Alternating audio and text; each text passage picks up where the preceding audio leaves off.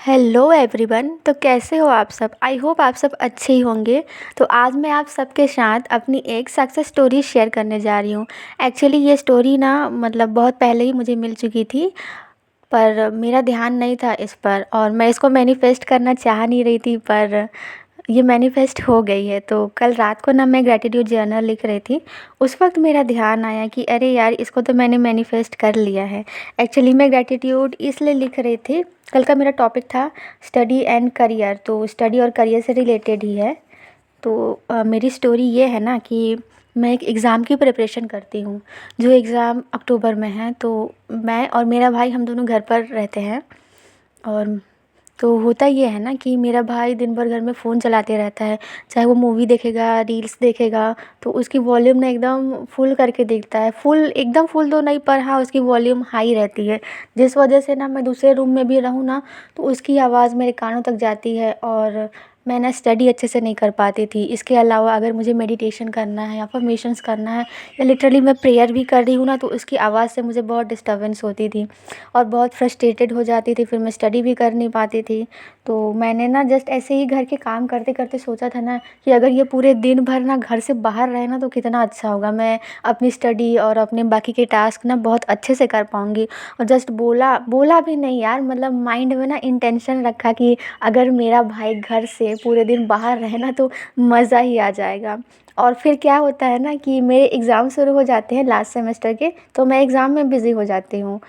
फिर कुछ दिन होता है, एग्ज़ाम के 2-3 दिन होते हैं, उसके बाद ना मेरे भाई को जॉब लग जाती है। एक्चुअली ये जॉब लगती कैसे है ये भी मैं आपको एक्सप्लेन करना चाहूँगी कि मेरा कज़िन ब्रदर है, वो एक जगह पर जॉब करता है। तो जहाँ पर वो कर रहा था ना, वो जगह वो छोड़ने वाला था, उसे कहीं और से ऑफ़र मिल गया था। तो फिर उसने मेरे भाई से कहा कि तू यहाँ पर कर ले, मैं दूसरी जगह पे जॉइन कर रहा हूँ। फिर इसने हाँ कर दिया और इसकी जॉब लग गई। और उसके बाद ये घर में अब नहीं रहता है। सुबह 9 बजे, कभी 8 बजे घर से निकल जाता है और शाम को 5 या 6 बजे घर आता है। तो बेसिकली देखिए, तो सुबह से लेकर शाम तक मैं घर पर अकेली रहती हूँ, बिल्कुल फ्री रहती हूँ। और मैं जितना चाहूँ उतना स्टडी कर पाती हूँ और मेडिटेशन कर पाती हूँ, प्रेयर्स, अफर्मेशंस।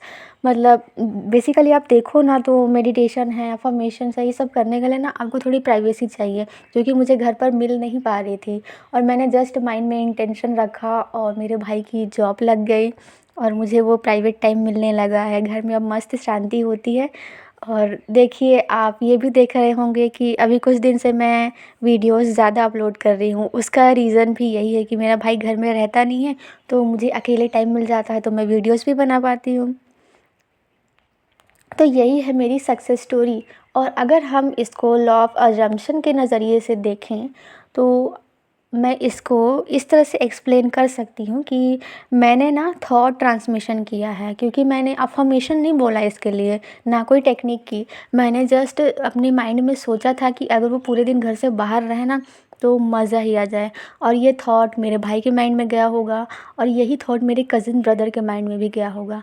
तो मेरे कज़िन ब्रदर को दूसरे जगह से ऑफ़र मिल गई और उसने सोचा कि क्यों ना मैं इसको यहाँ पर लगवा दूँ।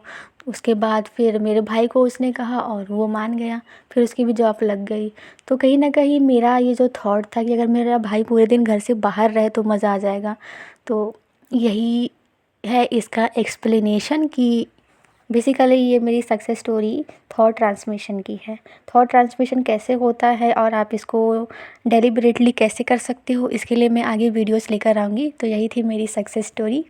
आप लोगों को कैसी लगी हो बताना। बेसिकली ना ये बहुत छोटी सी सक्सेस स्टोरी है, बहुत छोटी सी, पर अगर देखो ना मेरी नज़रिए से तो इसने मेरी लाइफ में ना बहुत सारी चेंजेस लेकर आई है।